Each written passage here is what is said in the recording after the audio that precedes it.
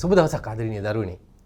ඉතින් මම දන්නවා ඔයාලා මේ වෙද්දී තවත් විශේෂ දෙයක් වෙනුවෙන් නොවිසිලින් බලා ඉන්නවා කියලා.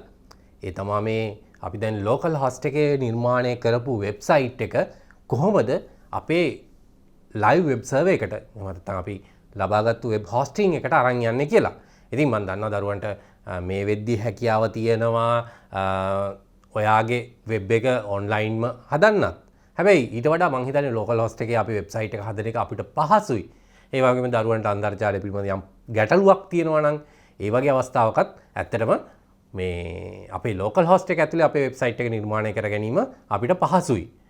ඉතින් දරුවනේ මං අද ඔයාලට කියලා දෙන්න යන්නේ කොහොමද මේ ලෝකල් හොස්ට් එකේ අපි නිර්මාණය කරගත්තු වෙබ්සයිට් එක මේ අපේ වෙබ් හොස්ට් එකට අරන් එන්නේ කියලා.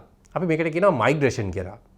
අපි කොහොමද මේ ලයිව් හොස්ට් එකේ තියෙන වෙබ් එක අපේ වෙබ් හොස්ට් එකට ගිහිල්ලා ඒක ඉන්ස්ටෝල් කරලා එතකොට අපිට පුළුවන් ලෝකේ ඉන්න හැමෝටම අපේ වෙබ්සයිට් එකේ URL එක හරහා ඒ වෙබ්සයිට් එක බලන්න අවස්ථාව ලබා දෙන්න. එතකොට ඔයාට ඔයාගේ ටීචර්ස්ලා එක්ක ෂෙයා කරගන්න පුළුවන්. ඉතින් අපි ඉස්සෙල්ලා වැඩසටහනේ නිර්මාණය කළා ක්විස් ඇප් එකක්.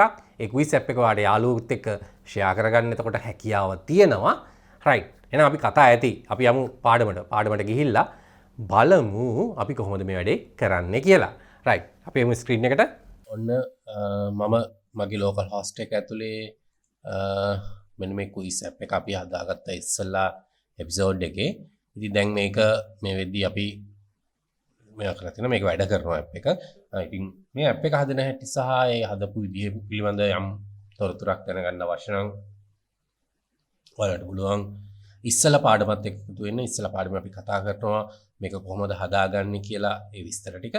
ඉතින් අපි මේකෙදි කතා කරන්න බලාපොරොත්තු වෙන්නේ නැහැ මේ ඇප් එක කොහොමද හදන්නේ කියලා. ඉතින් මේ ඇප් එක තමයි අපි මගේ ඔන්ලයින් වෙබ් එකට මයිග්‍රේට් කරන්න යන්නේ. ඉතින් මේ මයිග්‍රේට් එක අපි කරන්නේ පෙර පරිදිම ප්ලගින් එකක් කරහා අපිට පුළුවන් ඩෑෂ්බෝඩ් එකට යන්න. ඩෑෂ්බෝඩ් එකට ගියාට පස්සේ ඔයාලට පුළුවන් මේකේ මුලින්ම අපි අවශ්‍ය ප්ලගින් එක ඉන්ස්ටෝල් කරගන්න වෙනවා. අපි ඉන්ස්ටෝල් ප්ලගින් කියන එකට ගිහිල්ලා add new ගිහිල්ලා අපිට පුළුවන් මේකේ සර්ච් කරන්න. අපි මයිග්‍රේෂන් කියලා සර්ච් කරා නම් හරි. මයිග්‍රේෂන් කියලා සර්ච් කරාට පස්සේ ඒකේ මුලින්ම තියෙනවා මේ all in one WP migration කියලා ප්ලගින් එකක්. මේක තමයි වැඩිම කට්ටිය ප්‍රමාණයක් පාවිච්චි කරලා තියෙන ප්ලගින් එක. ඉතින් අපිට පුළුවන් මේක ඉන්ස්ටෝල් කරගන්න. පුංචි වෙලාවක් කරනවා ඉන්ස්ටෝල් වෙන්න. ඉතින් දරුවෝ දන්නවා දැන් මේ විදිහේ ප්ලගින් එක ඉන්ස්ටෝල් වෙනවා කියන්නේ මොකද්ද කියලා. ඉතින් ඔන්න ප්ලගින් එක ඉන්ස්ටෝල් වෙලා තියෙනවා. මම මේක ඇක්ටිව් කරනවා. ඇක්ටිව් කළාට පස්සේ ඔන්න all in one migration කියන ප්ලගින් එක ඉන්ස්ටෝල් වෙලා තියෙනවා. ඊට පස්සේ මට පුළුවන් මේකේ මෙන්න මෙතන Wordpress වල මෙන්න මෙතන තියෙනවා all in one migration කියලා menu item එකක් ඇවිල්ලා මෙතන ක්ලික් කරලා මෙතනට ගියාට පස්සේ ඔයාලට පේනවා මේක export සහ import කියලා දෙකක් තියෙනවා සහ backup කියලා එකක් තියෙනවා.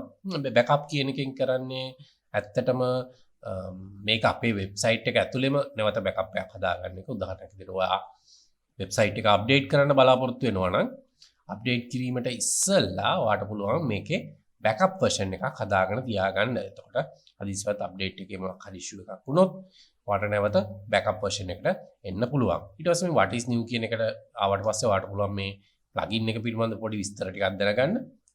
ඊට පස්සේ තියෙන්නේ මේ import සහ export කියන එක. ඉතින් දරුවන්ට දන්නවා දැන් මෙතනදී අපි කරන්න ඕන එක්ස්පෝර්ට් කරන එක. හරි මෙන්න මෙතන export to කියන එකට ගියාට පස්සේ අපිට මේක එක්ස්පෝර්ට් කිරීමේ හැකියාව තියෙනවා.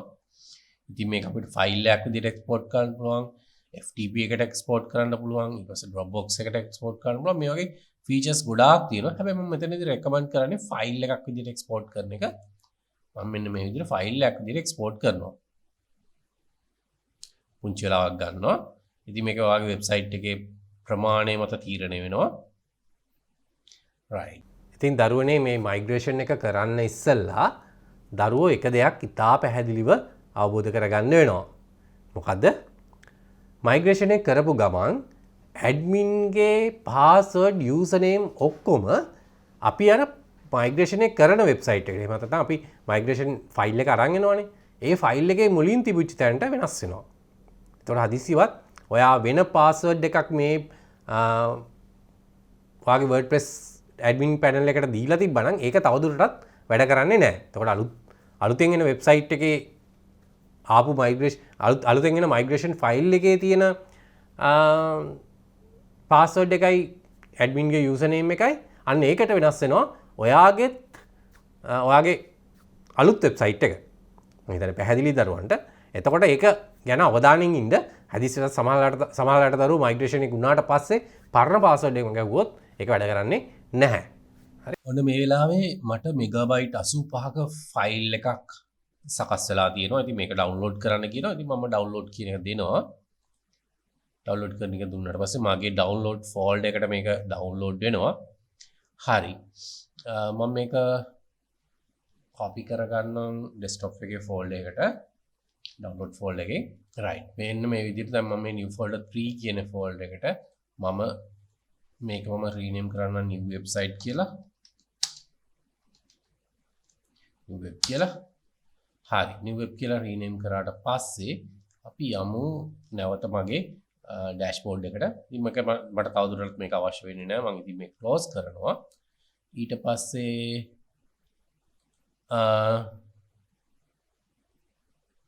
මම දැන් ඊට පස්සේ යනවා WordPress එකේ ඔන්ලයින් තියෙන මගේ ඔන්ලයින් ප්ලැට්ෆෝම් එකට ඔයාලට පේනවා මේ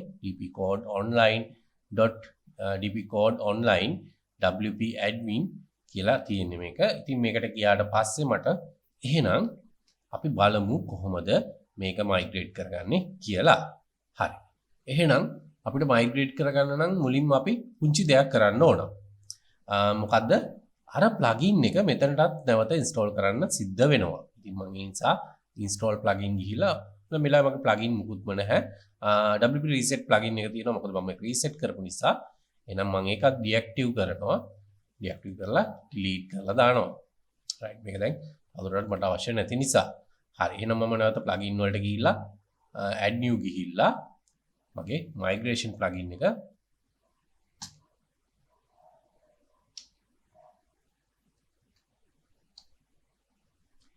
migration search කරලා migration plugin එක install කරගන්නවා මුලින්ම all in one migration කියන එක.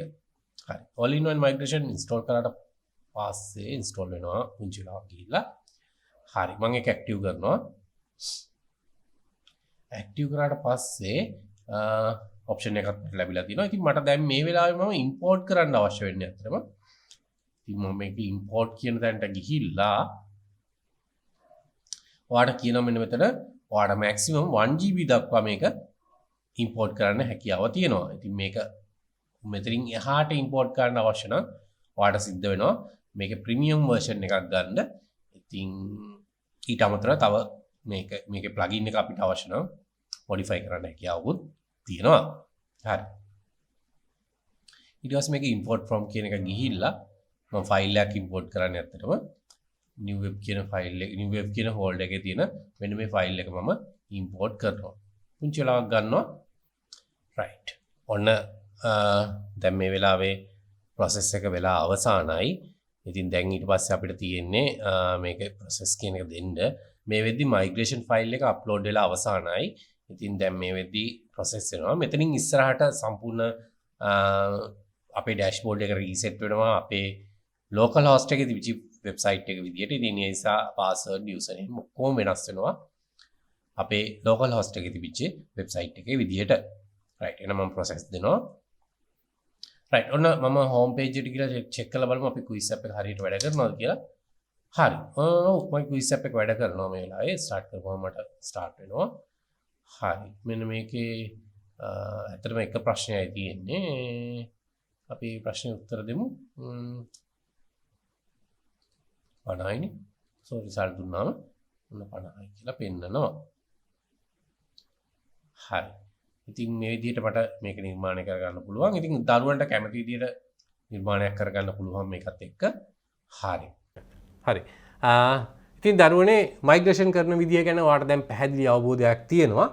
ඉතින් දරුවනේ දැන් අපි ඉදිරියට නිර්මාණය කරන වෙබ්සයිට්ස් අන්තර්ජාලය තුල සක්‍රිය කිරීම සඳහා දරුවන්ට මේ ක්‍රමවේදය භාවිතා කරන්න පුළුවන්. ඉතින් මම හිතනවා දරුවෝ මේ වෙද්දි මේ පිළිබඳ පැහැදිලි අවබෝධයක් ලබාගෙන ඇති කියලා. හරි දරුවන්ට මේ පිළිබඳ යම් ගැටලුවක් තියෙනවා නම් අපිට ප්‍රශ්නයක් විදියට ඒක කමෙන්ට් බොක්ස් එකේ යොමු කරන්න පුළුවන්. ඉදිරියේදී ඔයාලට ඔයාලගේ ප්‍රශ්න වලට උත්තර දෙන්න බලාපොරොත්තු වෙනවා. හරි එහෙනම් දරුවනේ ඔයාලත් නිර්මාණය කරන්න ලස්සන ඇප් ටිකක් ක්විස් ඇප් උනත් ඕනම ජාතික ඇප් ටිකක් නිර්මාණය කරන්න. ඉතින් ඔයාලගේ පාඩම් වලට අදාළව ඒ වගේම ඔයාලගේ විවිධ සාමාන්‍ය දැනීම ගැන විවිධ ඒවා නිර්මාණය කරන්න පුළුවන්. ඒ වගේම ඔයාලට ඒවා යාළුවොත් එක්ක බෙදා ගන්නත් හැකියාව තියෙනවා. හරි එහෙනම් දරුවනේ දරුවෝ හැමෝටම මම ආරාධනා කරනවා ලස්සන වෙබ්සයිට් ටිකක් නිර්මාණය කරන්න කියලා. ඉතින් ඒ වගේම නිර්මාණය කරන ඒවා අපිටත් බෙදා ගන්න අපිටත් එවන්න අපි බලමු ඒවා කොච්චර සාර්ථකද කියලා. ඒ වගේම දරුවනේ පාඩමත් එක්ක රැඳී සිටපු දරුදෙරියන් සියලු දෙනාටම ගොඩාක් ස්තුතියි. අපි තවත් වැඩසටහනකින් හම්බෙමු. දරුවෝ හැමෝටම සුබ දවසක්.